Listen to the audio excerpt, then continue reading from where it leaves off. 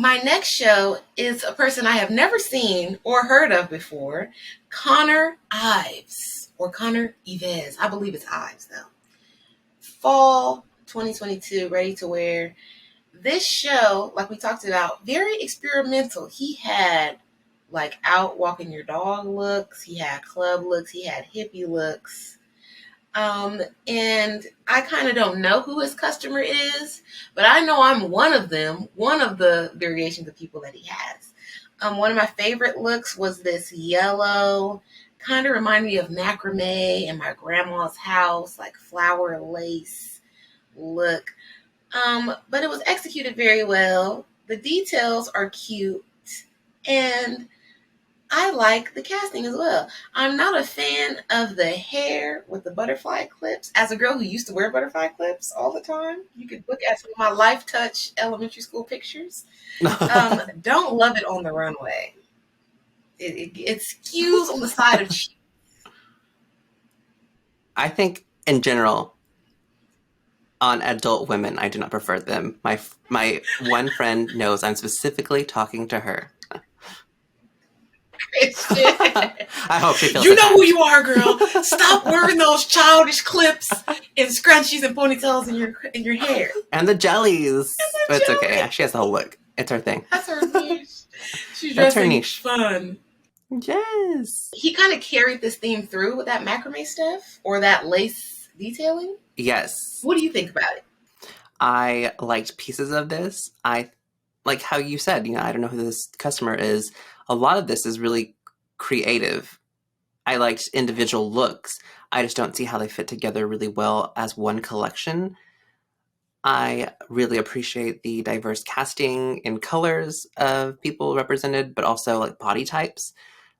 The first thing that caught out to me of the collection, or the one that stands out, was also because I really like the shirt, is the say no, and it's like job is in the middle. So like I'm all for not having a job. Amen. Yeah, and a lot of this, it just seems like reiterated, like early 2000s, like the handkerchief hems, the low-rise, pants, the capris. At one, the starter, you have that whole like 1950s, knee boot with the, the coat with Definitely the matching hat. That's like giving 1950s, 60s, just like very mod. Mm-hmm. Especially with the print. So it's like a bit confused. And if anything we know from like all the shows we've reviewed so far is that gloves are being forced upon us. So go get you some gloves. Go get you some gloves. Stop by your local craft store, wherever, and try to get some cheap ones at least, because this trend is not going to last. We can barely tap on our phones with these gloves unless you make them fingerless. Then we're going to look ridiculous. Yes. Though you can throw like technology or not technology. It's not that high tech. So that you can make it like you can use your touch phone or whatever. And plus, like a lot of the phones, I guess, have now like Face ID. But yeah, it needs to be tactile. I need to be able to like use my fingers. Like I'm not being driven around and whatnot. I'm not a debutante. I need to be able to touch things, grab things. And I don't want to have a dirty glove at the end of the day. That's not very ladylike. No, gosh. For this being London Fashion Week presentation, I thought that a lot of these looks were very Americana, with like the repurposed t-shirts, Ohio State Buckeye Championship. I'm seeing Route 66 t-shirts made into a dress. The Just Say No to the Job look, it also has like a reused t-shirt kind of motif print on the bottom. Yeah. Kind of, I don't like that designers are taking inspiration from the Instagram boutiques and stuff. Like there has to be a lane for everybody.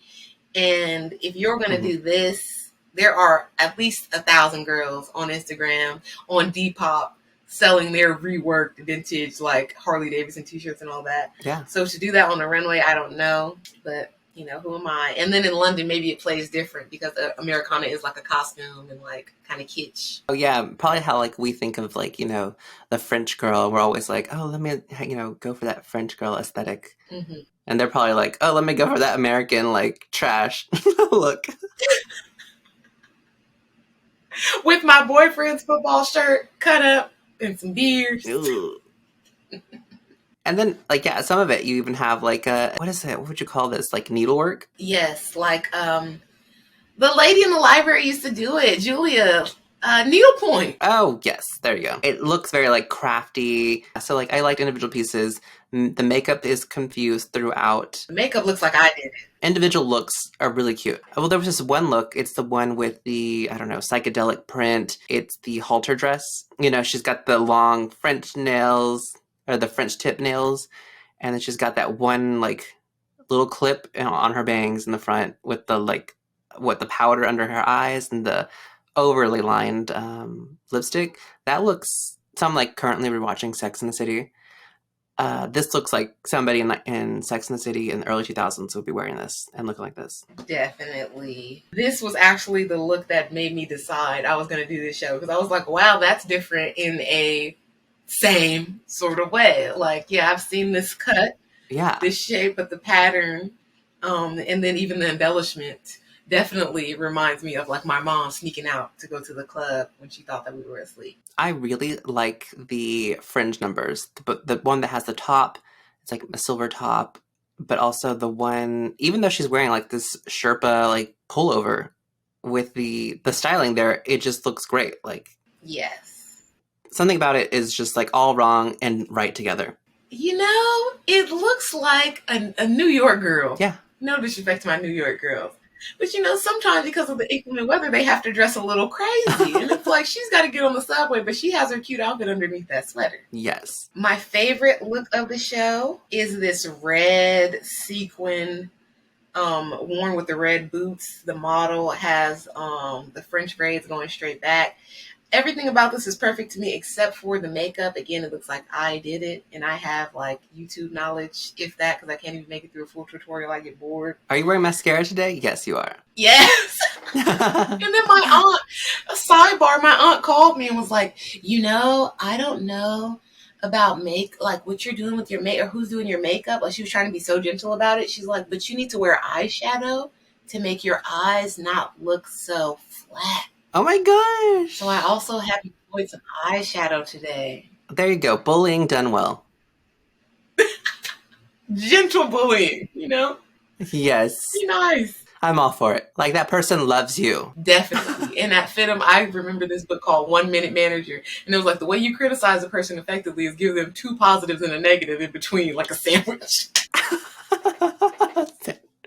And that's what she did to me, and it worked. Oh, God. Here we are. Yeah, looks great in 4K. Oh, in 4K. Yay. Yes. This red look, though, does not belong with the rest of the show at all. No, but I think that's how most of them fit. That one with the, I don't know, bunny ears is all red number. That doesn't fit with, each one is like a standalone like project. And then I guess the most similar looks is this black suit with that dress with the onomatopoeia, like comic book cow on it. Yes, those fit together, but I don't love them. No, I don't love that kaboom dress. I feel like I've seen it before and better. Most of the collection is really fun. It's super wearable. I feel like it's of the moment, which is also of the moment that we've already seen. We're already acquainted with most of this. I don't know. It's nice thing. It's nostalgia. They're playing on nostalgia. Nostalgia Ultra. Shout out to Frank Ocean. Everybody's replaying the hits. They know it's going to sell. Oh, yeah. What is your first show?